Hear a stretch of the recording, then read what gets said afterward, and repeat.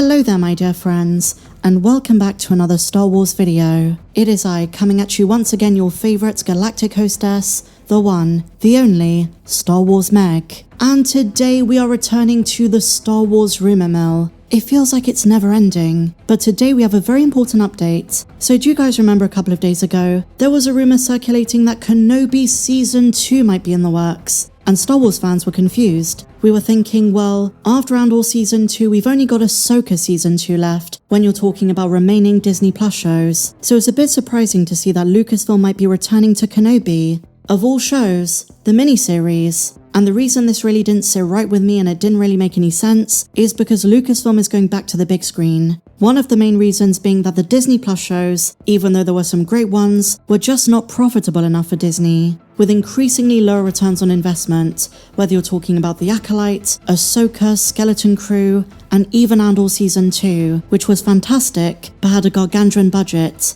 So why would they want to return to the miniseries, who to many fans was very disappointing? You know, Kathleen Kennedy came out and said, this is going to be the rematch of the century. It was originally going to be a movie trilogy containing Commander Cody. It was generally going to feel more George Lucas-esque. If you're talking about what we know of Stuart Beattie's script, it was more true to a natural progression of what Obi-Wan was up to after Revenge of the Sith, mostly staying put on Tatooine. So different to the Leia and Reva-focused Deborah Chow and Joby Harold version, protecting Luke, not leaving Tatooine to ensure the rise of the New Hope can happen in Episode 4. And so here we are in 2025, the return to Star Wars movies, and this is something Kathy alluded to, is an attempt to steer the franchise back on course. So with such a firm change of priorities, of all Star Wars shows, why would they return to Kenobi?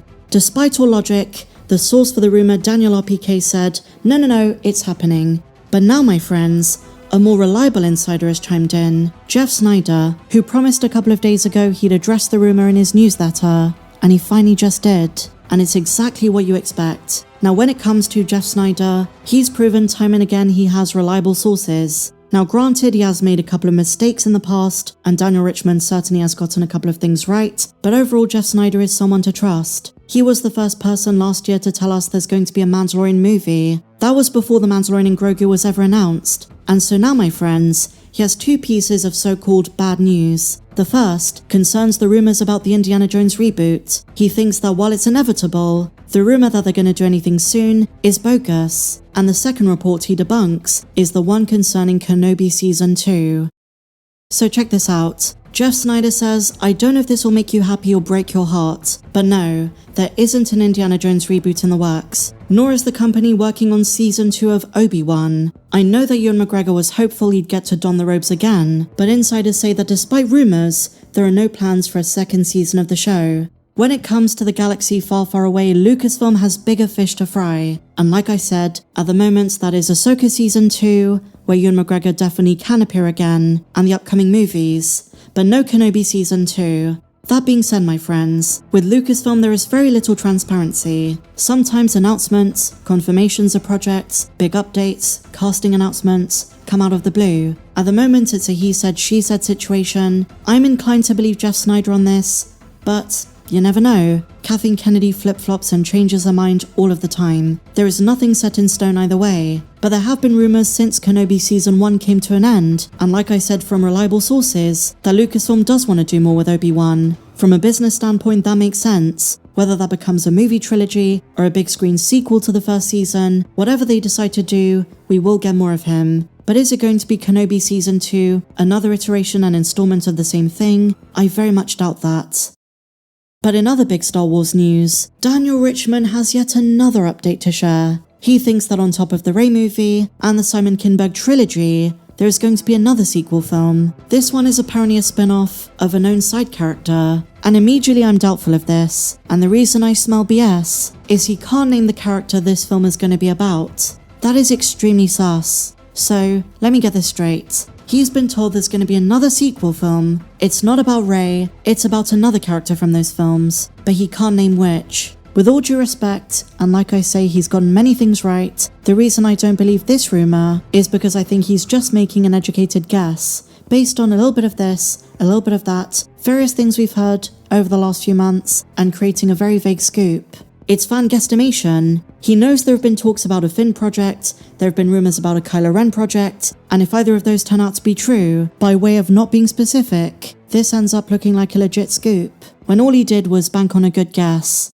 So no, I don't believe this for 1 second, whether they're making a Finn project, whether they're gonna do the Rise of Kylo Ren. This rumor that he's heard about something is probably nonsense, and I would urge you to take this with a huge grain of salt. But if you want a legit Star Wars movie update, look no further than Andor genius Tony Gilroy. He recently revealed he's heard some very good things about the upcoming slate, in particular the James Mangold Dawn of the Jedi movie. I covered the first details of the film the other day. It's probably titled Star Wars Jedi Prime. It's the next one to go into production after Star Wars Starfighter, and there was recently a massive clue for it in the brand new galactic map. But now Tony Gilroy had something to say about it, as well as a few other Star Wars projects. On Dawn of the Jedi, he says, quote, "It's interesting because it has freedom. It can explore so much, given how far back in the timeline it's set. 25,000 years ago. The only character who might be familiar during that time is Hu Yang. But it's also fascinating Tony Gilroy's the one who said this, because Andor had some Easter eggs going back to the Rakatans. So it's good to hear that Tony Gilroy, such an amazing writer and director,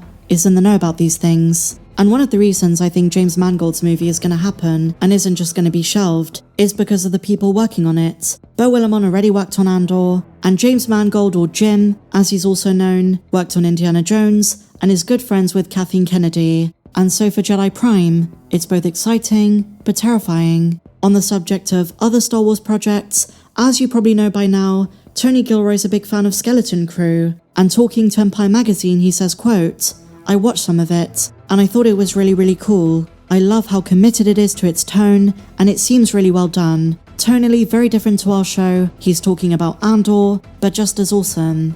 And what I find so great about this is you can never imagine Tony Gilroy writing a show like Skeleton Crew. Something so Amblin, something so light-hearted, unserious, for the most part no politics, and just generally a fun ride. Something for the entire family to enjoy. The polar opposite of the political drama Andor, which was fantastic, but so different in terms of writing style, character archetypes, dialogue, cinematography, but both can exist in the Star Wars universe. And it really is a testament to how much of an open-minded creator he is. That he's not putting the show down, that he's not comparing it to his own and saying mine was better, our show was superior. Despite not being the biggest Star Wars fan, he respects the universe.